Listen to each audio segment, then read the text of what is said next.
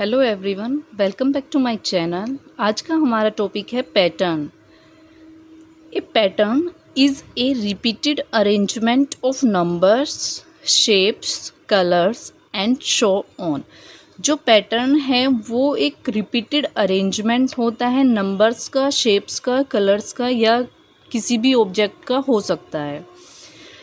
Types of pattern, जो pattern है वो 3 तरह के होते हैं। The first one is shape pattern. जो शेप पैटर्न है वो ज्योमेट्रिकल शेप से बना होता है, जैसे इसमें बना है triangle, circle, triangle, circle, triangle, circle.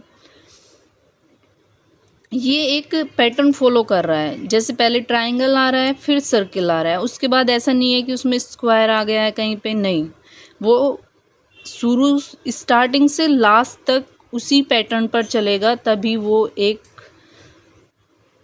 Ideal pattern कहलाएगा। Letter pattern.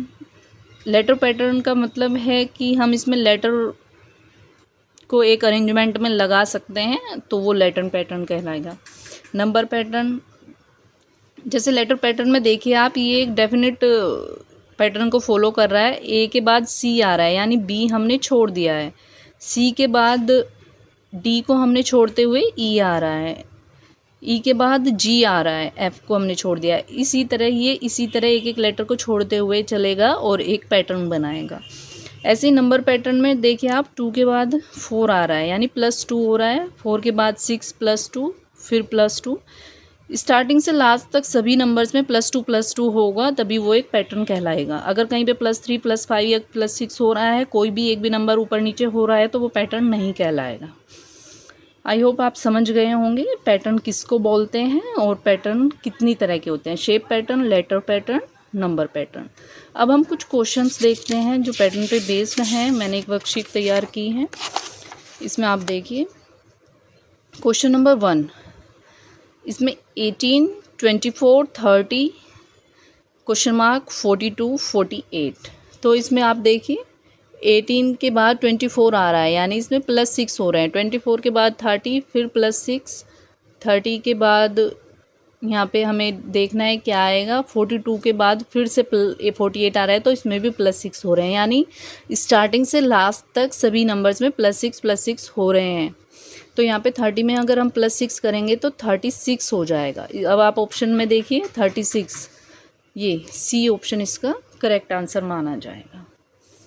अब देखिए इस 3 के बाद इसमें 5 आ रहा है, यानी +2, देन 7 +2, देन 9 +2, देन +2 होने पे 9 +2 11। तो इसका आंसर होगा बी ऑप्शन, इसका करेक्ट आंसर माना जाएगा।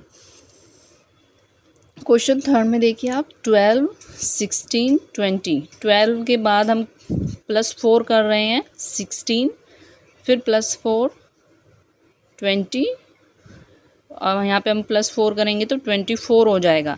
अब अपना एक बार यहाँ पे भी देख लें, 24 में अगर 4 ऐड करने पे 28 आ रहा है तो ही पैटर्न ठीक माना जाएगा। लास्ट तक वही मैंने आपको बताया है कि same number add, multiply, divide, subtract कुछ भी हो, लेकिन सेम नंबर उसमें आना चाहिए। ये हो गया 24, ए इज़ द करेक्ट आंसर। 10, 20, 30, 10, 20 +10 +10। यहाँ पे भी आप देख रहे हैं +10 है, तो यहाँ पे हम 30 में +10 करेंगे तो हो जाएगा 40। तो सी इज़ द करेक्ट आंसर। अब आप आगे देखिए, 20, 18, 16। इस क्वेश्चन में आप देखिए, इसमें जो है, जो नंबर है वो डिक्रीजिंग ऑर्डर में है। 20 के बाद 18 आ रहा है, 18 के बाद, इससे पहले हमने जितने भी क्वेश्चन किए थे वो इंक्रीजिंग ऑर्डर में थे, बढ़ते क्रम में थे, लेकिन ये क्या है, ये सब्ट्रैक्ट हो रहे हैं नंबर। तो इसमें हम -2 करेंगे। 18 - 2 16, 16 - 2 14, 14 - 2 12, 12 - 2 10। तो हमारा करेक्ट आंसर इसमें क्या आया, 14। तो D is the correct answer. अब जो 6th क्वेश्चन है वो लेटर पैटर्न पर बेस्ड है। इसमें देखिए आप, ए के बाद सी आ रहा है, यानी बी को हमने छोड़ दिया है। सी के बाद डी को हमने छोड़ा है, ई आया है। ई के बाद एफ को अगर हम छोड़ देते हैं तो जी आएगा। जी के बाद अगर एच को छोड़ेंगे आई, आई के बाद जे को छोड़ेंगे तो के।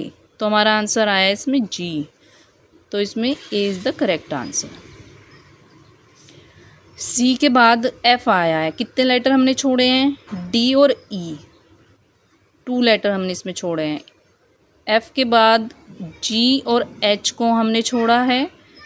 आई के बाद जे और के को हमने छोड़ा है। एल आया है। एल के बाद एम और एन को, वही 2-2 लेटर सब जगह इसमें छोड़ने हैं। अगर कहीं पे एक लेटर छूट रहा है तो पैटर्न नहीं बन पाएगा। सेम रूल फॉलो होना है इसमें भी। तो इसका आंसर आया है एल, एल सी। अब देखिए आप क्वेश्चन नंबर 8।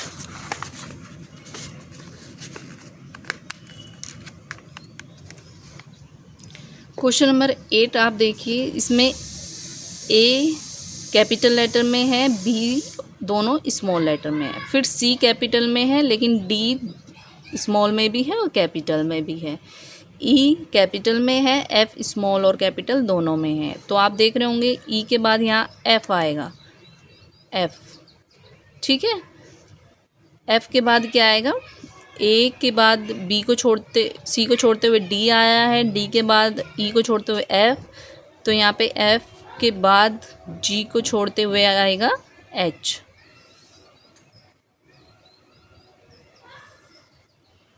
यहाँ पे देखिए आप एक बार, ए के बाद हमने बी को छोड़ दिया है, सी आया है, सी के बाद हमने डी को छोड़ दिया, ई आया है, ई के बाद अब एफ को छोड़ देंगे तो जी आना है, जी।